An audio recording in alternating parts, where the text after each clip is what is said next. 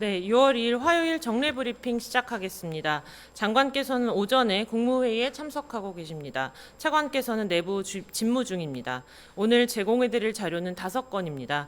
첫째로 국방부와 방위사업청은 국방반도체 자립화 및 안전적 공급망 확보를 위한 국방반도체법 제정을 추진합니다. 두 번째로 진영승 합참의장은 작전부대를 방문해서 군사 대비태세를 점검하고 장병들을 격려합니다. 세 번째로 김규화 육군참모총장은 요니 린드포스 스웨덴 육군사령관을 접견하고 군사교류 협력 방안 등을 논의합니다. 네 번째로 육군은 호국 보훈의 달을 맞아서 청남대 기념관에서 호국 미술대전 특별전을 개최합니다. 마지막으로 병무청은 부영그룹과 병역 명문가 예우 강화 등을 위한 업무 협약을 체결합니다.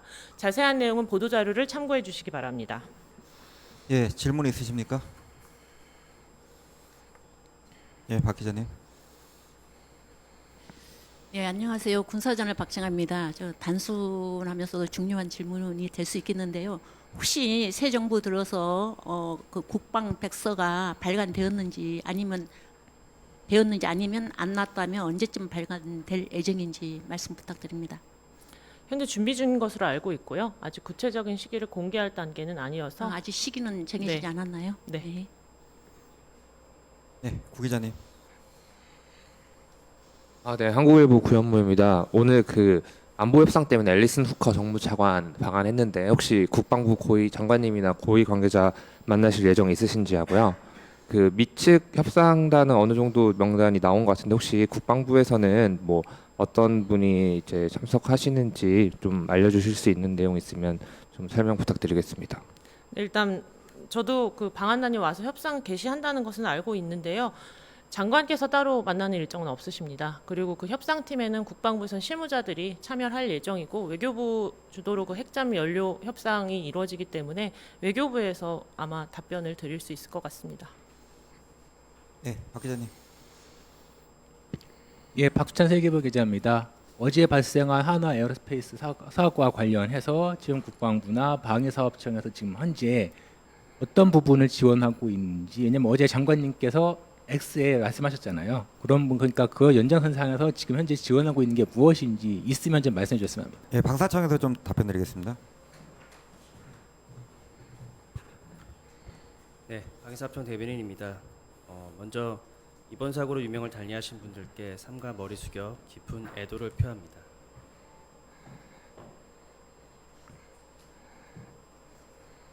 비통한 소식에 깊은 슬픔을 느끼며 갑작스러운 이별의 아픔 가운데 계신 유가족 여러분께 진심 어린 위로와 애도의 뜻을 전합니다.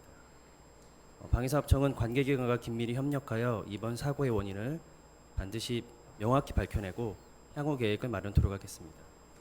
방위사업청은 차장을 본부장으로 하는 안전사고 대응 TF를 구성하여 상황을 관리하고 있으며 본 사항에 대해서 사고 수습을 위해 적극 협조하고 있습니다. 어제 장관님께서 말씀하신 기술 지원에 대한 범위는 사고 원인 규명 과정에서 필요한 경우 국가인이라든가 기품원, 그다음에 전문기관의 인력과 기술적 전문성을 활용하여 조사 활동을 지원한다는 것으로 판단해 주십니다.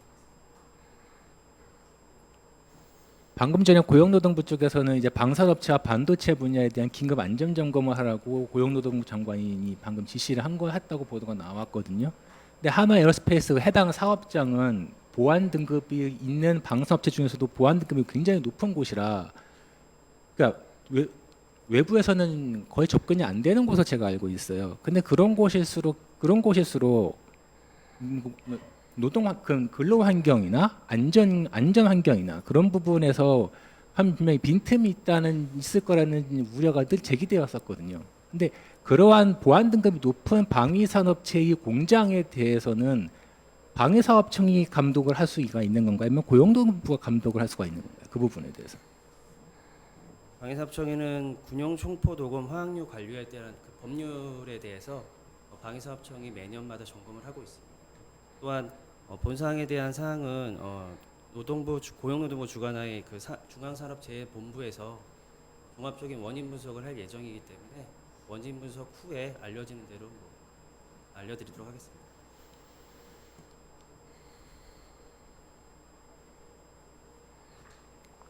네, 추가 질문 있으실까요? 예, 이투데이 김서영입니다. 안규백 장관께서 한미 그 전작권 전환 충족률 94% 발언이 이제 한미 연합 비밀 파기다 이런 발언 그 논란이 있는데요. 거기에 대해서 확인 부탁드립니다. 네, 어제 사실 저희가 확인 중이어서 답변을 못 드렸습니다. 근데 확인을 해보니까 그 안규백 국방부 장관의 관련 언급은 조속한 전작권 회복과 관련된 국민의 알 권리 보장과 이해를 돕기 위한 계략적인 수치를 제시했던 것이었습니다. 이 내용이 연합비밀의 구체적인 내용을 적시한 것이 아니기 때문에 한미 연합비밀에 해당하지 않습니다. 그 미국도 그러면 그렇게 인식을 하고 있는 건가요? 미국 측 입장은 모르겠지만 장관께서 말씀하신 것 자체가 한미 연합비밀에 해당하는 내용이 아니기 때문에 별도 미국의 입장을 물어봐야 되는지는 잘 모르겠습니다. 근데 왜냐면 이제 기사에도 다 나오듯이 작년에 국회에서 관련된 그 이행률 관련해서 질문을 했을 때는 국방부의 보고에서는 한미 연합 비밀이기 때문에 구체적인 수치를 이제 제공할 수 없다 뭐 그렇게 대응을 했었던 것 같은데 그것과 안규백 장관님의 그 94% 발언의 차이는 뭔지 좀 설명 부탁드립니다. 그 국회에서 질의했던 내용은 한미 공동평가 결과에 대한 질의였습니다. 근데 장관께서 말씀하신 그 수치는 이제 그 최초의 그 샹그릴라 대화에서 취재진과 문답하는 과정에서 그 미 상하원 의원단을 만나서 전작권 전환과 관련해서 어떤 것을 설명하셨느냐. 그래서 상하원 의원단이 내용을 잘 모르기 때문에 과거 우리 당국이 평가했던 사례를 예시로 들면서 계략적인 수치를 말씀하신 것입니다. 그래서 좀 명확히 다르다는 점을 말씀드립니다. 그러니까 지금 장관께서 말씀하신 94%는 한미 연합 비밀 파기와는 관련이 없다는 게 국방부의 지금 입장이시라고 이해하면 되는 거죠. 네. 지금 그때 안 장관님께서 방미하셔가지고 헤그세스 장관과 만났을 때 회담하시면서 그 대북 정보 공유 제한 관련해서 미국 국방부는 이 문제를 크게 인식하지 못하고 있는 것 같다. 다음에 다시 연락을 주기로 했다. 이제 그런 발언하셨는데 혹시 이후에 미국에서 관련해서 연락이나 뭐 그런 게 있었는지 확인. 구체적인 뭐 회담 내용이나 뭐 오간 내용을 제가 확인해드리기는 어렵지만 한미 간에 현재 긴밀하게 소통하고 있고 관련 내용에 대해서도 수시로 소통하고 있다는 점을 말씀드리겠습니다. 올해 지금 오늘 오전에 국무회의에서 그 이재명 대통령께서 예비군 사망 사고 관련해서 뭐 언급을 하신 것 같은데 전 이제 그 구체적인 내용들 중에서 그 병사의 상태 이런 거를 이제 확인하지 않고 훈련이 이루어지는 부분에 대해서 좀 지적을 하신 것 같아요. 그거 관련해서 혹시 그 병사들이 이제 훈련 받을 때 그 당일 건강 상태나 이런 것들을 확인하는 작업이 없는지 절차가 그리고 제가 알기로는 훈련 그 병사들이 갖고 있는 지병에 대한 정보 같은 거는 군 차원에서 따로 미리 그거를 뭐 미리 확인하거나 그런 과정이 지금 절차상 어렵다고 알고 있거든요. 그러니까 그 부분에 대해서도 좀 문제가 해결이 돼야 될 부분이라고 생각을 하는데 그 부분에 대한 육군 입장을 좀 듣고 싶습니다. 육군에서 일단 관련 내용은 육군에서 수사 중이어서 자세하게 말씀드리기가 좀 제한될 겁니다. 다만 수사 결과가 나오고 저희도 자체적으로 점검을 해서 문제가 있는 부분은 보완해 나가도록 하겠습니다. 예, 근데 제가 이제 질문 드리는 거는 이제 병사들 혹은 입대하기 전 장병들의 건강 상태에 대해서 확인할 수 있는 우리나라에서 정보 확인 절차 자체가 지금은 부재한 걸로 알고 있는데 그 부분에 대해서 어떤 보완이 필요하다고 혹시 생각하시는 게 있는지 군 당국 차원에서 그런 부분에 대해서 설명 부탁드립니다. 기본적으로 아시겠지만 신체 검사는 입대할 때 이루어지고요. 그 다음에 이제 말씀하신 부분에 대해서 이제 사건의 그 사고의 정확한 사실관계가 규명된 뒤에 문제가 있다면 보완을 해야 될 부분으로 생각하고 있습니다. 예, 하나 더 질문 드리겠습니다. 최상병 그 일명 그 괴문서 관련해서 지금 국방부 정책기획과 관련된 직원들이 지금 징계심의위원회에 올라간 걸로 알고 있는데 혹시 그 결과가 좀 언제쯤 나오는 예정인지. 그거는 제가 정보를 갖고 있지 않아서 확인해보고 말씀드리겠습니다. 제가 이제 듣기로는 이제 곧 징계 심의 결과가 나오는 걸로 알고 있는데 그게 괴문서라고 하는 것 자체에 대한 지금 뭐 수사나 판결이 지금 이루어지지 않은 상황에서 직원들에 대한 징계를 하는 게 사실 그 합당한지에 대한 의문이 좀 들거든요. 그 부분에 대해서는 어떻게 판단하고 계신지. 한번 확인해보고 말씀드리겠습니다.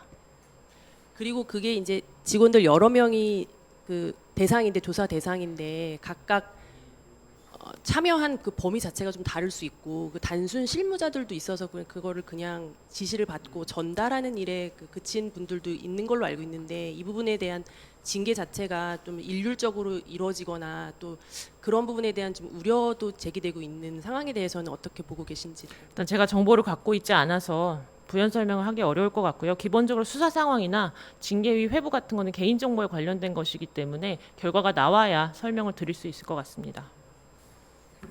예, 또 질문 있으십니까? 예, 없으시면 오늘 브리핑 마치겠습니다.